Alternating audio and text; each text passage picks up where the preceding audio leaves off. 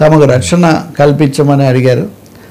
సంస్థకు రక్షణ కల్పించి ఈ తప్పు మీద మటుకు చర్య తీసుకోవాలి. నిన్ననే విజయవాడలో అన్ని మహిళా సంఘాలు కలిపి ఒక రౌండ్ టేబుల్ కూడా జరిపాయి. రాజకీయ పార్టీలు, మీడియా సంస్థలు మహిళల పట్ల బాధ్యతగా వ్యవహరించాలని కూడా వాళ్ళు కోరుతున్నారు. సార్ ఇక పేర్ని దుస్థితి 1కి 10 వాతలు, దీన్ని ఎలా చూడాలి?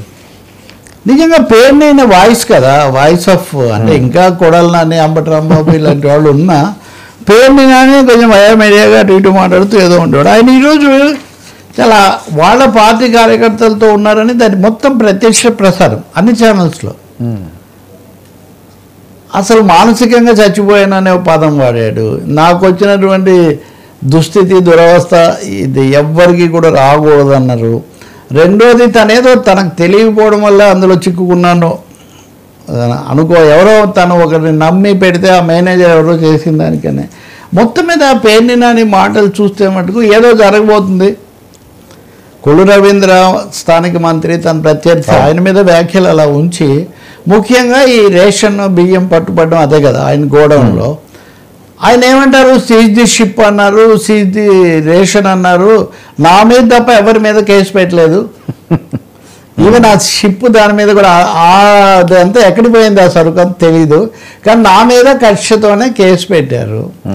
నేను గోడౌన్ నా దగ్గర ఉన్న దాంతో ఏదో గోడౌన్ అత్తమామలతో కలిసి కట్టాను. కట్టిన తర్వాత ఎవరో సహాయం కోరేస్తే ఆ సహాయం కోరి ఇచ్చిన వాళ్ళను సహాయం చేయడం కోసమే ఇక్కడ పెట్టాను. వాళ్ళని నేను పూర్తిగా నమ్మాను. హఠాత్తుగా ఇలా మిస్ అయింది, అది 2 కోట్ల విలువైంది సంథింగ్ అంటే ఎక్కడెక్కడో వైట్లోనే కట్టాలి కాబట్టి దాన్ని ఎక్కడెక్కడో తెచ్చి నేను కట్టే ప్రయత్నం కూడా చేశాను. తర్వాత నాకు తెలిసింది అంటే ఇతని వల్ల అంటే ఒక విధంగా పేరుని అక్కడ జరిగింది పొరపాటు, చాలా ట్రాన్సాక్షన్స్ అనే అతని పేరుతో ఉన్నాయి, అవన్నీ మేనేజర్వి, నాకు సంబంధం లేదంటారు. రెండోది నేనే నా భార్య పేరుతో పెట్టాను కాబట్టి అసలు బుద్ధున్నాడు ఎవడు కూడా ఇంకా భార్య పేరుతో ఆస్తులు పెట్టకూడదు, పెడితే ఇలా జరుగుతుంది. ఇది ఒక విధంగా రాజ్యాంగ రీత్యా లేకపోతే ఆంధ్రప్రదేశ్లో కూడా ఆస్తి హక్కు ఎన్టీఆర్ ఇచ్చి ఉన్నాడు మొత్తానికి. సో ఆ మాట ఒకటి అంటున్నారు. ఇంకా ఈ వాతల కేసుకు వస్తే నేను ముందస్తు బెయిల్ తెచ్చుకున్న తర్వాత కూడా నా భార్యను పోలీస్ స్టేషన్కి పిలిపించి కొంచెం ఆవేశంలో అనండి, ఇందాక మనం మాట్లాడినట్టే నోరు జారారు, పోలీసు అధికారి మీద కూడా నోరు జారారు. ఇప్పుడు కానివ్వండి మీ రాజ్యం నడుస్తుంది, మళ్ళీ మేము వస్తే ఒక వాతకు 10 వాతలు పెడతామని. ఈ వాతలు ఇలా పెంచుకుంటూ పోతే ఏం జరుగుతుంది అన్నది కూడా ఒక పెద్ద ప్రశ్న. ఇంకా మూడోది సిద్ధమైపోయి ఉన్నాడు ఆయన ఇళ్ల పట్టాల గురించి మెయిన్గా, అది కూడా ఒకటి. ఇవన్నీ ఎందుకు చెప్తున్నానంటే ఇవన్నీ అన్ని చోట్ల ఇది స్పెసిమన్ కేసు కింద, కేస్ స్టడీ కింద తీసుకోవచ్చు. ఇళ్ల పట్టాలు నేనేదో నకిలీ పట్టాలు ఇచ్చాను లేదా పట్టాల పేరుతో మాయ చేశానని ఒక పత్రికలో దాంట్లో వార్త రాశారు.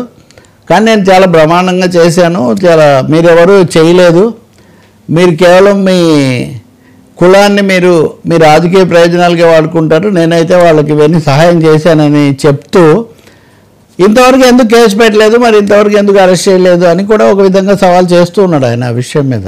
కాబట్టి పేరుని ఇవన్నీ చూసినప్పుడు సంథింగ్ రౌండ్ ది కార్నర్, ఇంకొక కుదుపు, ఇంకొక షేక్ ఏదో ఈ మొదటి వార్షికోత్సవం ఫస్ట్ యానివర్సరీ ఏదో జరగబోతుందని. రెండవది ఆయన ఏదో విపరీతమైన ప్రెషర్లో ఒత్తిడిలో ఉన్నాడని.